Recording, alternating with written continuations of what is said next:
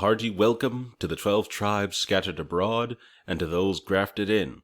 This is the Israelite in America, and I've got one for you guys today. Now, before I jump into it, which I'm going to momentarily, just want to say that I'm going to do my best to control myself, you guys. I'm going to do my best to not fly off the rails or scream in the mic, because this is one of those things that's just, it's an upsetting situation. When we're going to look at the plight of the Ethiopian Jews, specifically over there in Israel, the sliver of Israel, how the treatment that they're enduring by the hands of not just the government, the Israeli government, but the Israeli people. And it's an angering situation, really, and there's history to it. And it is upsetting history, and I know it's going to especially upset those of us who are blood Israelites, because it very closely mirrors in a lot of ways, not every way, but in a lot of ways, it mirrors our own experiences over here in America, in the land of our captivity, and in other usually white controlled nations. So if this sounds good to you, give the video a like, subscribe, and also comment if you guys comment on this video if you guys knew about all of this stuff that we're going to go through. If you knew about some of it, sure, that's fine. But if you knew about all of it, if you were aware of the fuller picture here, then leave a comment. And if you didn't know, if you weren't aware, then I'd also like to hear it too. I'd like to hear what your thoughts are. So let's begin here. Okay, this first article, and we're going to go through a few of them. I'm not going to read the entirety of each article here, but we're going to go through a few things and paint the entire, get a fuller picture here, because these articles supplement one another, and some of them leave out stuff, which I'll address. This is from the BBC.com. This says, "The Plight of Ethiopian Jews in Israel." That's the headline. And again, we're not going to read this entire article, just parts, and supplement it with other sources. Okay, it says, "The story of the immigration and absorption of Ethiopian Jews in Israel epitomizes the best and the worst of Israeli society. True, best and worst, huh? True to its Zionist dream of being a haven for Jews, the Jewish state embarked on risky and expansive rescue operations in the 1980s and 1990s. These brought tens of thousands of Jews from remote parts of Ethiopia who had suffered from religious persecution, famine, and civil wars. Yet when they arrived in Israel, these distinctive people faced appalling discrimination, racism, and a lack of empathy for their hardships in Ethiopia and during their journey to Israel. Moreover, this was exacerbated by a mixture of bureaucratic insensitivity and incompetence." Okay, so it's interesting that this article starts off with the missions that the Israeli government took to bring them over. That's where it picks up. It starts in the 1980s, 1990s, and I think those operations were called Operation Solomon and Operation David, I think, or something like that. I know one was called Solomon. The other one, it leaves my mind at the moment, but I think we'll address that. So this is where that article starts, and like I said, it we're going to point out certain things in these articles because it is purposefully leaving out something that went on before this in regards to the Ethiopian Jews. Okay. This for a time reference, this article was written 2015. Okay, May 2015. So a few years ago, but in modern times still. Now, the unprovoked beating up by policemen of Demas Facheda, an Ethiopian Israeli soldier in uniform, could well serve as a much necessary wake-up call for Israeli society to change quickly and radically its treatment of the more than, really, 130,000 Israeli citizens and their descendants who immigrated from Ethiopia, meaning Ethiopian Jews. There's more than that number in Ethiopia, in Israel now, and the incident that they're referring to here was it's exactly as it says. The Israeli police beat up an Ethiopian soldier in uniform. So again, with this serving in the military business, and it doesn't matter, and it was police brutality in the country. The Ethiopian Jews in the country were upset about it, as they rightfully should be. Again, sound familiar? This little thing here? I mean, all of it does, but especially this situation. But let's continue. Can't linger too long on each article. Okay, who are Ethiopian Jews? Let's see what this article says. The main challenge in tracing the origins of a Jewish presence in Ethiopia is the lack of reliable accounts. Okay, so you see the bias right there already in this article. Well, there was bias before, but now it's really coming out. There's a lack of reliable accounts, But for some reason, there's no lack of reliable accounts if a Jew is of European descent. Nobody says, there's lack of reliable accounts when it's concerning a European Jew, and it doesn't matter from which part of Europe they're from. Nobody says, there's lack of reliable accounts. Consequently, there are several versions regarding the origins of the Ethiopian Jews, or as they are historically known, Beta Israel. One school of thought claims that Ethiopian Jews are descendants of the lost Hebrew Dan tribe. An alternative explanation asserts that the Beta Israel community may be the descendants of the entourage that accompanied Menelik I, the son of King Solomon and Queen Sheba. And just for reference, I lean more towards this example, right? What they assert right here, simply because there seems to me more historical evidence to back that up. Not that there weren't Danites there. There certainly could have been, and maybe very well were.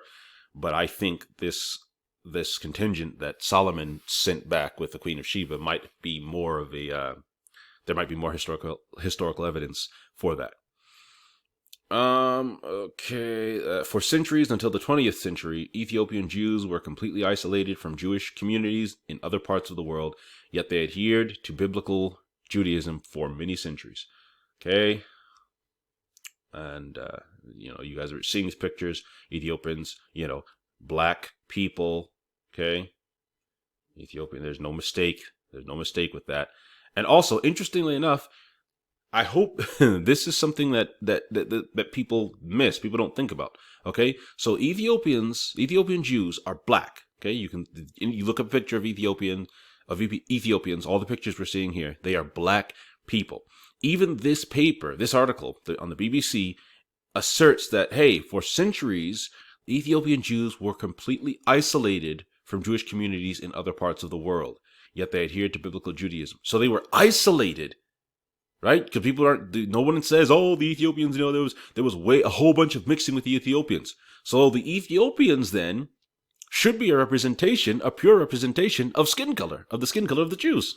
Wouldn't you think? If they were totally isolated, like even this article is saying, right? You understand? You catch my drift? If they're isolated Jews, and their skin color is black, these are black people. You see? But let's go on. Can't get sidetracked, but I thought that would be interesting to point out. How did they arrive in Israel?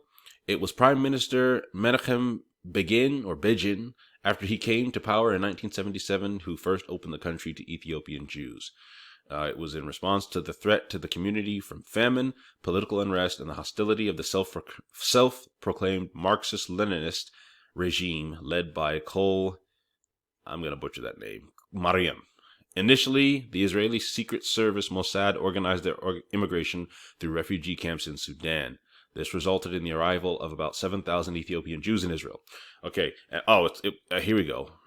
In later years, Israeli security services embarked on even more daring operations, codenamed Operation Moses, 1984 to 1985, and Operation Solomon, 1991, which rescued a further 20,000 Jews. Okay, so I think I'm gonna leave this article here.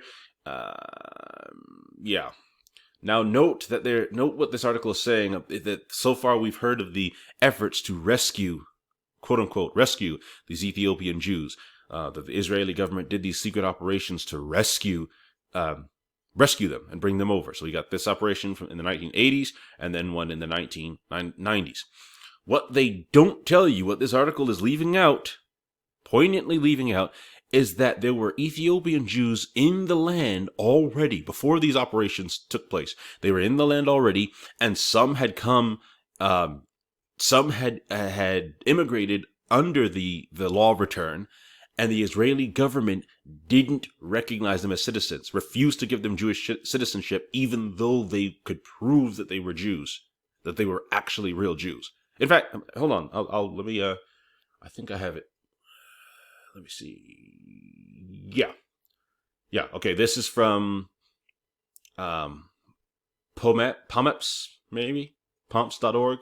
You can see the link there. I'll paste it in the description.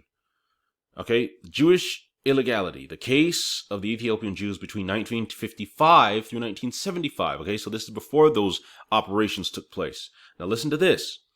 Ethiopian Jews were present in Israel since its establishment. However, the state did not consider them Jews, and therefore they were not eligible for Israeli citizenship. Ethiopian Jews who arrived in Israel between the early 1960s, between the early 1960s and 1975 under the entry law as tourists and migrant workers stayed to naturalize later. The law of return did not apply to them. You see this wickedness. And they remained, quote unquote, illegal residents for a few years. So again, I say this, I point this out. Remember, look at that word, okay? Because they were in the right, they were actual Jews. The state didn't recognize them as Jews, and thus they became criminals. You see how the law works. You see how easy it is for someone to become a criminal, and then for people to brand you. Oh, well, they were just criminals. Yeah, they were illegal. They were criminals. You see how that works. This was the first time in the history of Israel that Jews were denied a citizen status, and thus their status forms a unique case of Jewish illegality. Now, you tell me, why do you think they were denied? What can you think of just some wild reason why these Jews, because this paper even calls them Jews, they knew, the Israeli government knew that these people were Jews. Why would these Jews, out of all other Jews, be denied citizen status? Right, European Jews coming from all over the place, coming from here, coming from there, coming from Ukraine, coming from Russia, coming from other parts of Europe, and no problem for them. But these Jews, these Ethiopian Jews specifically, wouldn't even give them citizenship. So they were over there legally, quote unquote, at first for a while. And that BBC article that we read just now conveniently left that out. So I'm just pointing that out. Okay, let's move on. Okay. This next article is from Newsweek, and let's check the date on this one real quick. 2016. Okay, and this is entitled "Why Ethiopian Jews Face Increasing Discrimination and Police Brutality." We know that well, don't we? In Israel. Okay. Sorry, guys, my mouse is kind of weird sometimes. I need to get one of those little machines, those little separate mouses for my computer that have the fancy gizmos and sensitivity things. Anyway, this is talking about this right here. For 5 years, Avishai Baruch served proudly as an officer in the Israeli military. So this is talking about it starts off from the point of view, so to speak, of an Ethiopian Jew serving in the military, but I want to, actually, let's read this smaller part right here. Since leaving active duty in 2003, he has been a willing reservist, ready to be called up whenever necessary. But following comments from Israeli Police Commissioner Roni Al-Sheikh, I guess, who said at a conference of the Israeli Bar Association in August that it was natural to suspect members of Israel's 140,000 strong Ethiopian community of criminality, Baruch says he will now refuse to serve if he's called up. Okay? So they, over there, the police, again, the mirrors of the societies here. So the police are openly over there like, those black people over there, those black unfortunate Jews, as they would say, Yeah, they're. It's natural to suspect them to be criminals. That's just how they are. That's just what they do.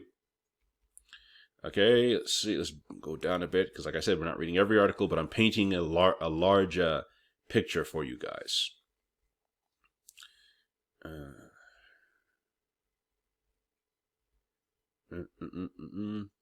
Okay, here we go.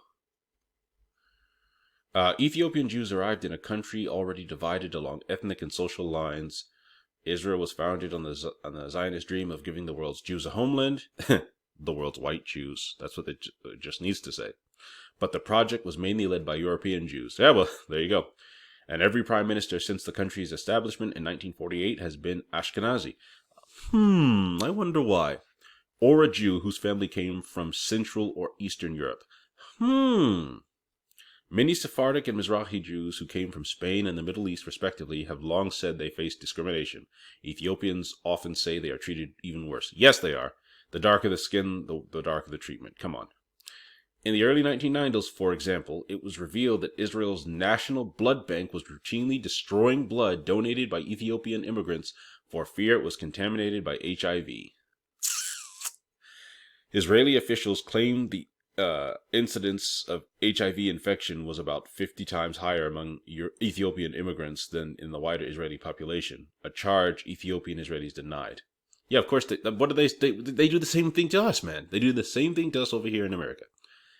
A 2012 Israeli TV program accused the country's health ministry of administering, listen to this, of administering a long-acting contraceptive to women awaiting immigration to the country and after they had arrived. The health minister later confirmed the practice, but denied allegations by rights groups that the policy was aimed at controlling the growth of the Ethiopian population in Israel. So listen to what these people are doing. Listen to this. We have more, but they are, what would be the word? They are making the women infertile. Okay, chemical castration, although it's not castration if it's a woman, but you guys understand what I'm saying. They are purposefully forced birth control, population control. What do we got over here? Planned Parenthood and other such things. Do you see how it's all an interconnected web of wickedness and a plot and plan of how the black population is to be controlled, how it's to be kept in minimal numbers, kept afflicted, docile.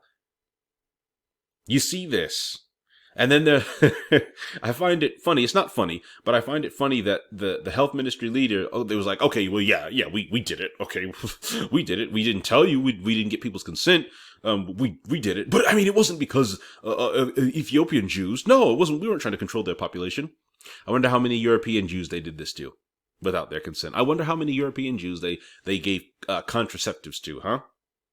And again, check the dates. This is in 2012. So as recent as 2012. This isn't the 1970s, 1980s, 1990s.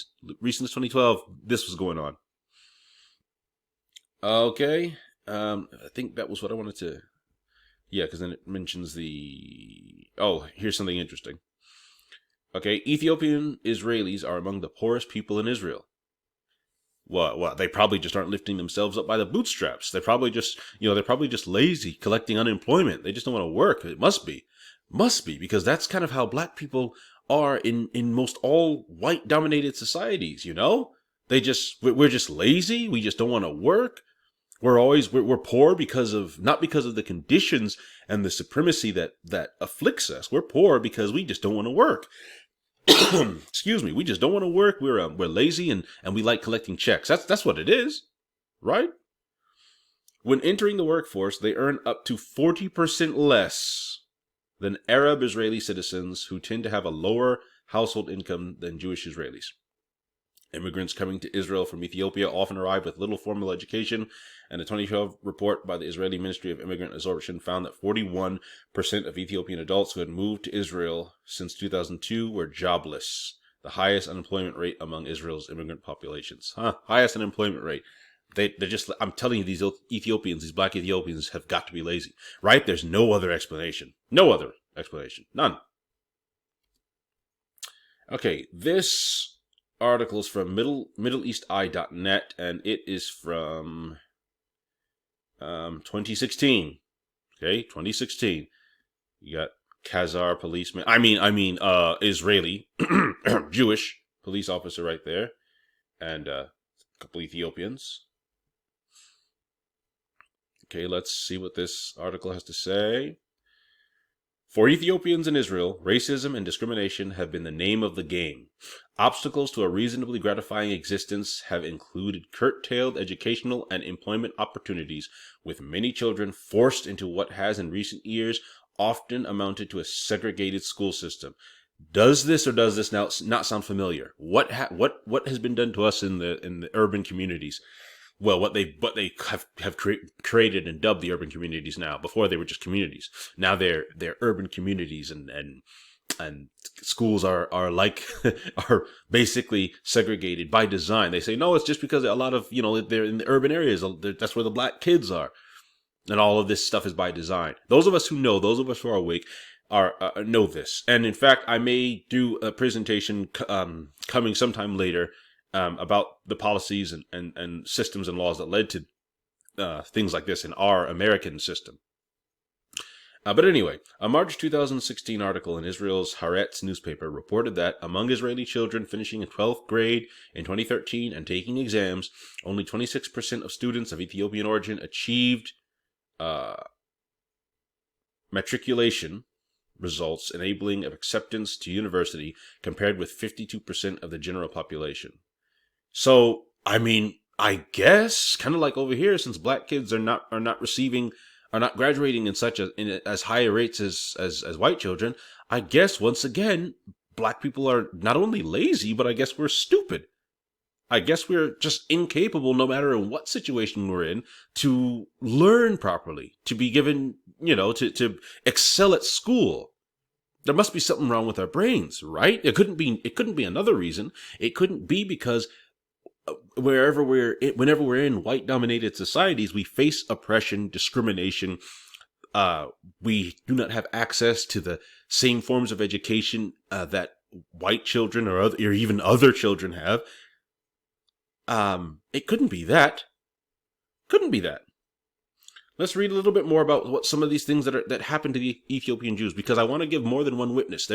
I could pull up one article and say this. I could pull up two articles and say this. But when I pull up source after article after article, and we get the bigger picture here, okay, we see something. Listen, 52, it turns out, is a bit of a reoccurring number. In 2013, the same paper reported that nearly 52% of Ethiopian immigrant families in Israel are below the poverty line.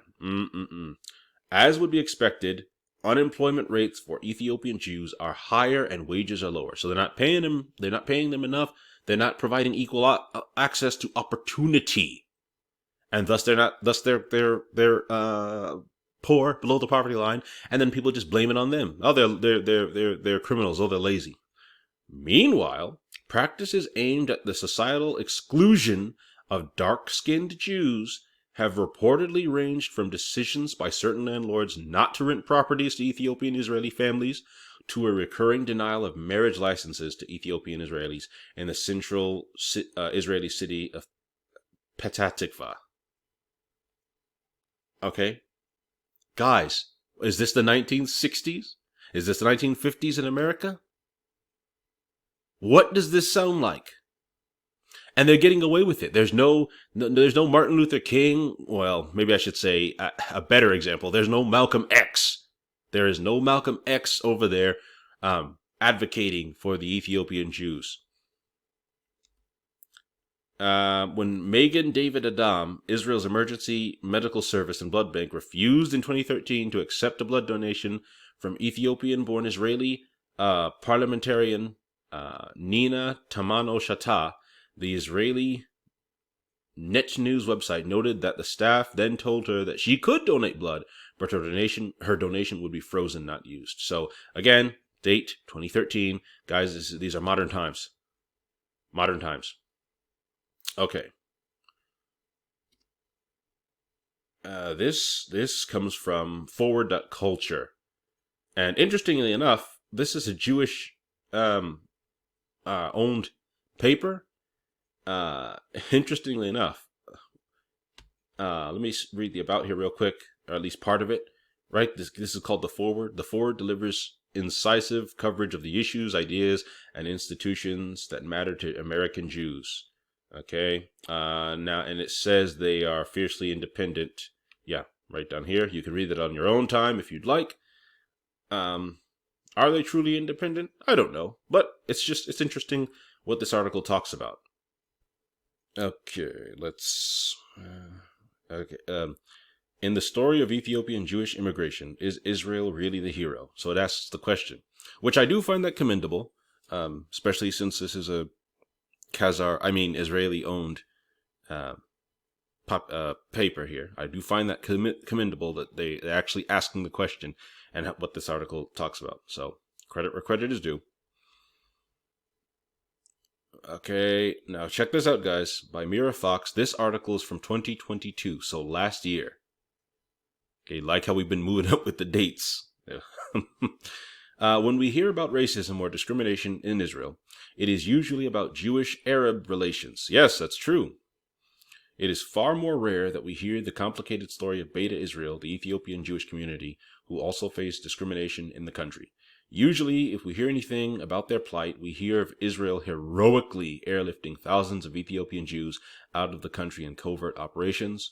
The truth of the story is far more complicated, and we know, because we've just gone over it in this video, that she's absolutely right, the writer of this article, that we only hear the heroic side, that even BBC talking about the, even while it's talking about the discrimination and such that the Ethiopian Jews are facing, they didn't mention anything about them not being accepted as citizens, even though they had been there since Israel, the nation of Israel's inception, when it was recognized.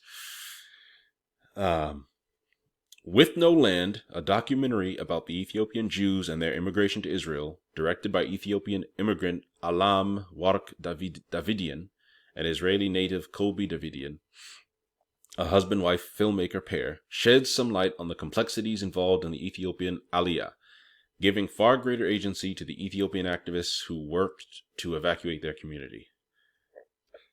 Excuse me. Need a little bit of water. I was astonished to hear a lot of stories about their work and their struggle to come to Israel, Davidian told the Times of Israel in an interview about the documentary. So again, this is an Ethiopian who didn't know his history, didn't know the history of his people. He was blind to this most recent history of his people. I keep pointing to the parallels, guys. Isn't that just like over here? We have so many Israelites that are ignorant of their history, ignorant of where they came from, but not even just where they came from, but of what they are facing, what's happened to them in the not very distant past at all, that has shaped their present situation and experience. Okay, he says, what I learned growing up is that they didn't do anything. We just came and took them.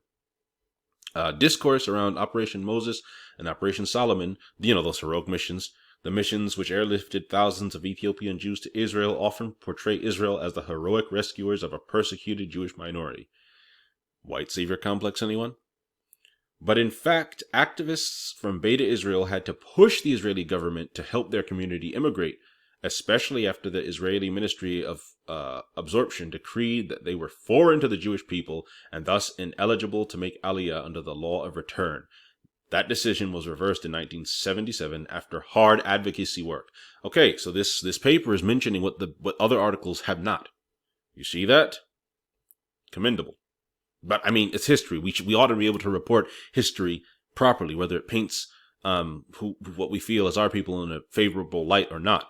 Israelites talk about the curses all the time, and that God cursed Israel, us, because of disobedience. We've got to be able to talk about our history, even if it makes us uncomfortable. Even once the first major wave of Ethiopian migrants arrived in Israel after Operation Moses in 1984, they did not find the safety and welcome they had hoped for. Activist Adiso Masala recalls being taken without explanation or consent, as almost none of the Ethiopian refugees spoke Hebrew, to a room to be, I don't know if I say that in the algorithm get me, to be, jabbed And it turned out re-circumcised. The circumcisions only ceased after more than a month of protests. Do you see this wickedness? Do you say, okay, you want to come over here to this country? Okay, fine.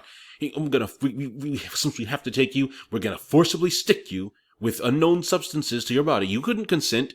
You didn't read up on what these substances might do, what reactions some of the ingredients might have to your particular biology, but your particular makeup, it doesn't matter.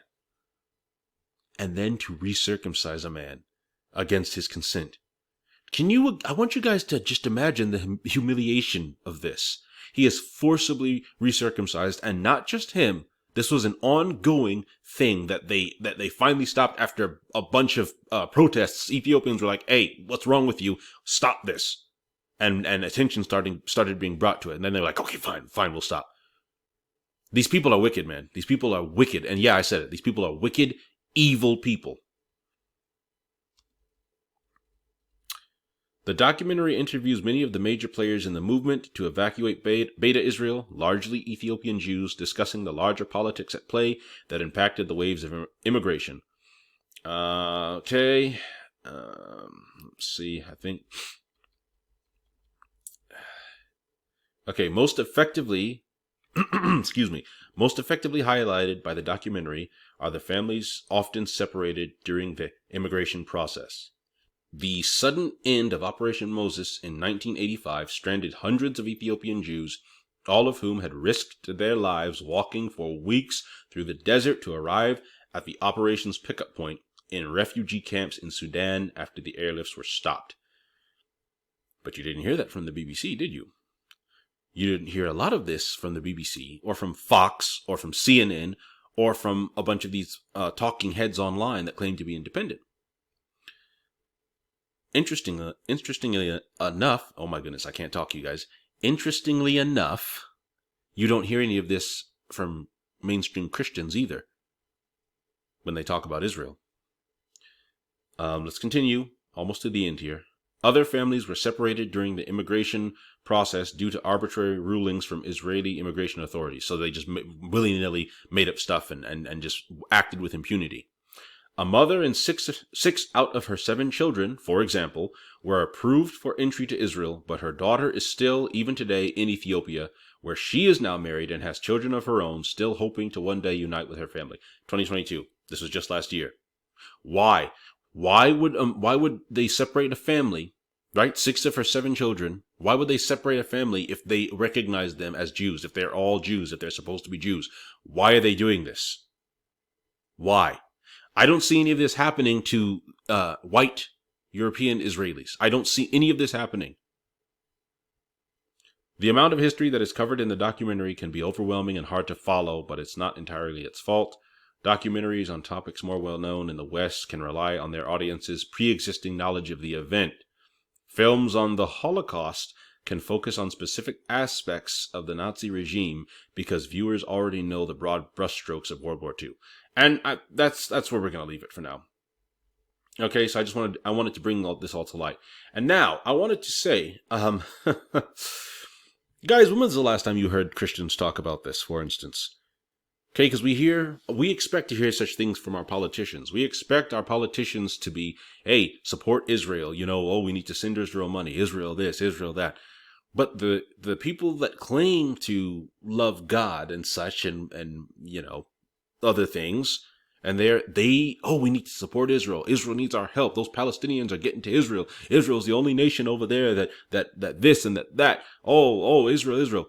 No one talks about this. Nobody brings light to any of this. However, I will say it seems that tide might be turning because we have stories like the ones I'm telling you, I'm showing you about. And this one is a good article, especially this one from the forward. But this is only now kind of in recent days being brought to light. What about the early 2000s? What about the 90s, 80s? All of this stuff that was going on. These people, real Jews, real Judah, being afflicted. Doesn't this just fall in line with prophecies that we have discussed time and time again? Things we've read about in the scripture. What the curses of Deuteronomy that are still continuing.